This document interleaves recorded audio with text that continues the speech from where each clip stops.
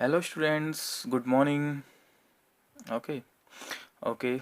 So today we are going to start a new chapter from history book. Okay, new chapter, chapter number 1, the rise of nationalism in Europe. And I hope you had studied about nationalism in ninth class. If yes, that's good. No, so you are just going to know about nationalism. Okay, nationalism means that means okay, before this we will just connect. First of all, I just want to tell you one thing, that in this chapter we will cover these all topics. Okay, what the French Revolution, ninth class chapter, we will just connect this with this French Revolution, because now we are just going to read some steps ahead, what after French Revolution and the idea of nation, because the nationalism, this idea began from French Revolution, then the making of nationalism in Europe, it uh, taken out from French and France, and then it spread the whole Europe. Okay, the making of nationalism in Europe, age of revolutions, 1830 to 1848, making of Germany and Italy, visualizing the nation, nationalism and imperialism. We are just going to cover these all topics in this chapter. Okay, so we start from point wise point. From here it will be easy for you to understand. Okay, so first we start from the French Revolution. आपको पता है ये French revolution जो हमने ninth में पढ़ चुके हैं, फ्रेंच रेवोल्यूशन के बारे में काफ़ी हमने पढ़ा था, ठीक है ना। ये क्या हुआ, French revolution 1789, this was the first expression of nationalism in Europe. France एक जगह थी यूरोप के अंदर, फ्रांस में फ्रेंच रेवोल्यूशन हुई, और यहाँ से ही, यहाँ पर क्या बदला हुआ हमने नाइन्थ में पढ़ा, यहाँ से ही ये फर्स्ट एक्सप्रेशन था जो नेशनलिज्म का आइडिया जो यहाँ से ओरिजिन हुआ और पूरे यूरोप में फैल गया। अब जो फ्रेंच पीपल थे वो डिमांड करने लगे कि abolishment of monarchy and establishment of democracy, की मोनार्की खत्म होना चाहिए और डेमोक्रेसी चाहिए, पूरे यूरोप के लोग। ओके, फ्रेंच पीपल ने तो किया ही था, पूरे यूरोप में ये फैला। तो सबसे पहले हम देखते हैं कि major changes during French revolution के टाइम पे क्या क्या बदलाव हुए थे। सबसे पहले था, यहाँ पर दो वर्ड आपने पढ़े होंगे, ला पाट्रे ला सिटोयन, यानी कि फादरलैंड एंड सिटीजन्स। इन चीज़ों ने लोगों को कनेक्ट किया। नेशनलिज्म था फीलिंग से कनेक्ट करना, लोगों को कम्युनिटी में रखना, और लोगों ने यहाँ से इक्वल राइट्स, आपने देखा था वुमेन, है ना, सारे लोगों ने, जो इसमें क्या थे हमारे 3 एस्टेट था, first estate, second estate, third estate, तो राइट इक्वल नहीं थे सभी के, तो ये डिमांडिंग होने स्टार्ट हो गए। फिर ये ड्यूरिंग फ्रेंच रेवोल्यूशन है। Okay, power transferred from monarch to common people, power किस में चली गई, मोनार्क से कॉमन पीपल में गई थी।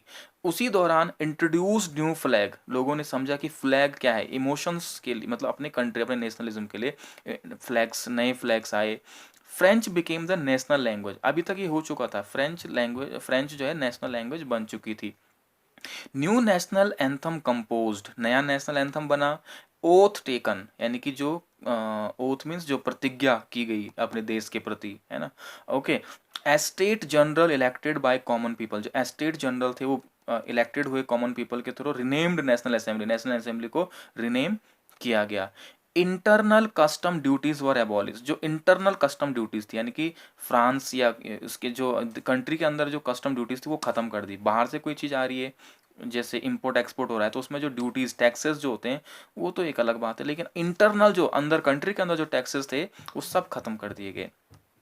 Nationalism idea taken abroad by French army, France की जो आर्मी थी इनके द्वारा नेशनलिज्म का जो आइडिया, जो फ्रांस में जो चीजें चल रही थी, इसको अब पूरे यूरोप में लेकर जाया गया। ये सब कुछ फ्रेंच रेवोल्यूशन के दौरान हो चुका था। अब क्या हुआ, 1789 के बाद, आफ्टर 10 ईयर्स, 1799 में एक डिक्टेटर यहाँ पर आया। यहाँ पर क्या हुआ था, ये सब कुछ हुआ, और यहाँ पर अभी तक डेमोक्रेसी लोग एंजॉय कर ही रहे थे, डेमोक्रेसी पूरी तरह से सेटअप हुई भी नहीं थी। इसका फ़ायदा उठाया एक व्यक्ति ने, जो एक आर्मी का जो कमांडर था, नेपोलियन, ठीक है ना। इसने इस सिचुएशन में, क्योंकि यहाँ पे डेमोक्रेसी अच्छे से डेवलप नहीं हुई थी, अभी लोग अभी इंजॉय कर ही रहे थे, मतलब इन चीज़ों को देख रहे थे, कि यहाँ पर इसने इसका फ़ायदा उठा लिया। नेपोलियन, 1799 में एंट्री होती है नेपोलियन बोनापार्ट, इसका शासन जो था डिक्टेटरशिप, एक डिक्टेटर यहाँ पर आता है।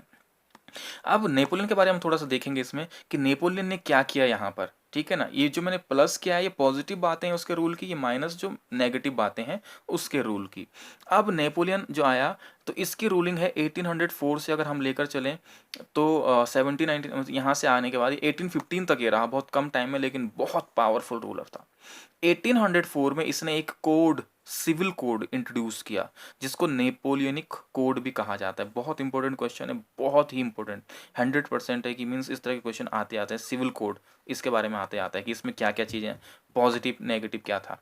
अब इसके दौरान इसने क्या किया, स्टेब्लिश्ड इक्वलिटी बिफोर लॉ, इसने कहा कि लॉ के सामने सब बराबर हैं।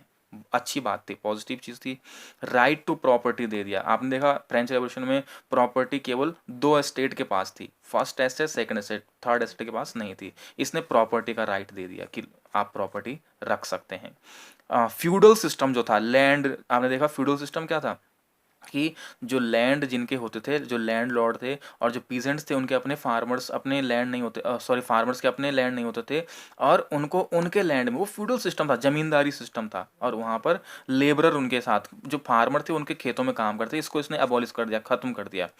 फ्रीड पीजेंट्स, जो किसान थे उनको आज़ाद किया फ्रॉम सर्फडम, यानी कि उनको जो फ्यूडल सिस्टम से आज़ादी दिलवा दी उनको। ओके, गिल्ड रेस्ट्रिक्शंस रिमूव्ड, जो व्यापार पे, जो ट्रेड पे जो जितने भी रेस्ट्रिक्शन थे वो सब हटा दिए उसने। इसके टाइम में ट्रांसपोर्ट कम्युनिकेशन बहुत इंप्रूव हुआ। तो ये है, आपके पास क्वेश्चन ऐसे आता है, what was the just good things of civil code, या इस तरह से आता है कि just right about the civil code, what is civil code. तो ये आपने पूरी बातें लिखनी है। पॉजिटिव थी कुछ तो कुछ नेगेटिव थी। इसने क्या किया कि इसने टैक्सेस बढ़ा दिए, ये सारी चीज अच्छी करी, लेकिन फिर क्या कर दिए, टैक्सेस बढ़ा दिए। सेंसरशिप वाज इम्पोज, इसने सेंसरशिप इम्पोज कर दिया। मतलब सेंसरशिप का मतलब था कि किसी को भी राजा के खिलाफ, यानी कि डिक्टेटर जो नेपोलियन था, किसी को भी राजा के खिलाफ बोलने का अधिकार नहीं था, प्रेस के थ्रू छापने का अधिकार नहीं था, स्पीच, ये सेंसर था कि इसके खिलाफ कोई बोल नहीं सकता था। और force to join French army, और फ्रेंच आर्मी को ज्वाइन करना इसने फोर्सफुली कर दिया। ओके, कि मतलब लोगों को जबरन रिक्रूटमेंट किया जाता था। तो ये इसकी कुछ बातें थी।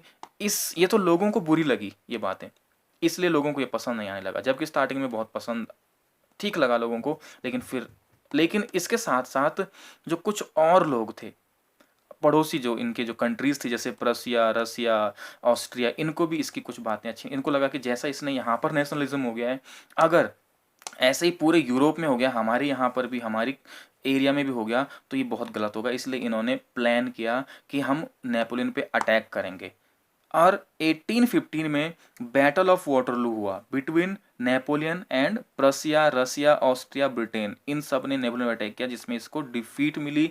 और इन्हीं लोगों ने ट्रीटी ऑफ वियना, बहुत इंपॉर्टेंट है, आता है क्वेश्चन कि what is treaty of Vienna. Treaty of Vienna sign की गई, जिसमें इन लोगों ने दोबारा से, आपने पढ़ा था फ्रेंच रेवोल्यूशन में बॉर्बन फैमिली थी, दोबारा बॉर्बन डायनेस्टी को यहाँ पर मोनार्क बना दिया और उनको ये रूलिंग यहाँ पर सौंप दी। यानी कि बॉर्बन डायनेस्टी से स्टार्ट हुआ, ये डिक्टेटर आया नेपोलियन, और फिर दोबारा मोनार्की यहाँ पर आ गई।